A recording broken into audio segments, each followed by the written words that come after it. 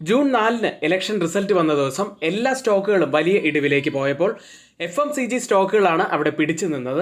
FMCG സെക്ടറിലുണ്ടായ വലിയ നേട്ടത്തിന് പിന്നിലെ 3 കാരണങ്ങളാണ് നമ്മളിവിടെ പറയുന്നത്. ലോക്സഭാ ഇലക്ഷന് ശേഷം BJPക്ക് ഒരു സർക്കാർ രൂപീകരിക്കാനുള്ള കേവല ഭൂരിപക്ഷം ഇല്ലാതെയായി. ഇനി രൂപീകരിക്കാൻ പോകുന്ന NDA സർക്കാർ ഉപഭോഗം വർദ്ധിപ്പിക്കാൻ കഴിയുന്ന ക്ഷേമ നയങ്ങൾ ശക്തമാക്കാൻ പുതിയ സർക്കാരിനെ പ്രേരിപ്പിക്കുമെന്നാണ് വിശാല വിദഗ്ധർ അഭിപ്രായപ്പെടുന്നത്. അതുകൊണ്ട് തന്നെ പുതുതായി വരുന്ന NDA സർക്കാർ ജനങ്ങളുടെ ചെലവ് വർദ്ധിപ്പിക്കുന്നതിനായി സർക്കാർ ക്ഷേമ നയങ്ങൾ വർദ്ധിപ്പിക്കും. ഇത് ഉപഭോഗം വർദ്ധിപ്പിക്കാൻ സഹായിക്കുകയും ചെയ്യും എന്ന് വിദഗ്ധർ അഭിപ്രായപ്പെടുന്നു. ഈ വർദ്ധിച്ചു വരുന്ന ചെലവ് ഉപഭോക്തൃ സാധനങ്ങൾ വിൽക്കുന്ന കമ്പനികളുടെ വിൽപ്പന വർദ്ധിപ്പിക്കുന്നു. അത് അവരുടെ ലാഭം വർദ്ധിപ്പിക്കുന്നതിനൊപ്പം ഓഹരികളിലും വർധനവുണ്ടാക്കാൻ സഹായിക്കുന്നു. രണ്ടാമത്തെ ഏറ്റവും പ്രധാനപ്പെട്ട കാര്യം, നിരവധി ബ്രോക്കേജ് സ്ഥാപനങ്ങൾ FMCG കമ്പനികളെ അപ്ഗ്രേഡ് ചെയ്തിട്ടുണ്ട്. MK ഗ്ലോബൽ HUL-നെ ബൈ എന്നതിലേക്ക് ഉയർത്തി. ടാർഗറ്റ് വില 2900 ഇപ്പോൾ. അതായത് 12% ഇപ്പോഴത്തെ കറണ്ട് പ്രൈസിൽ നിന്നും ഒരു ഉയർച്ച ലഭിക്കാൻ സാധ്യതയുള്ളൂ എന്നാണ് പറയുന്നത്.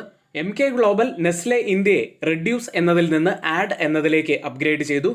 ജെഫ്രീസ് HUL-നെ ഹോൾഡിൽ നിന്ന് ബൈയിലേക്ക് അപ്ഗ്രേഡ് ചെയ്തു.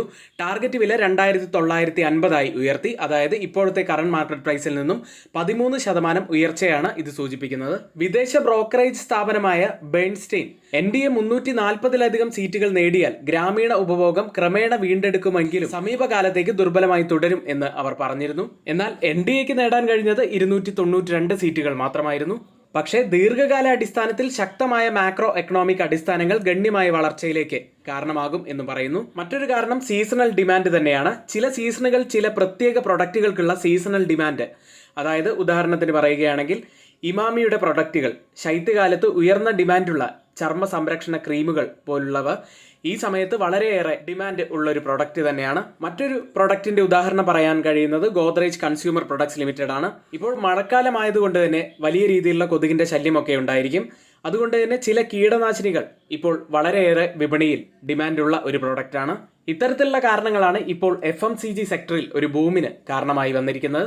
ഏതായാലും നമ്മുടെ ഈ വീഡിയോ എല്ലാവർക്കും ഇഷ്ടമായി എന്ന് പ്രതീക്ഷിക്കുന്നു. ഇഷ്ടമായിട്ടുണ്ടെങ്കിൽ ഒന്ന് ലൈക്ക് ചെയ്യുക. മാത്രമല്ല സബ്സ്ക്രൈബ് ചെയ്യാൻ മറക്കരുത്. മാത്രമല്ല നമ്മുടെ ഗ്രൂപ്പിൽ ആർക്കെങ്കിലും ജോയിൻ ചെയ്യാൻ താല്പര്യമുണ്ടെങ്കിൽ തൊട്ടുമുകളിൽ ഇവിടെ കൊടുത്ത വാട്സ്ആപ്പ് നമ്പറിൽ ഞങ്ങൾക്ക് മെസ്സേജ് അയച്ച് ഞങ്ങളുടെ ടെലഗ്രാം ഗ്രൂപ്പിൽ ജോയിൻ ചെയ്യാവുന്നതാണ്.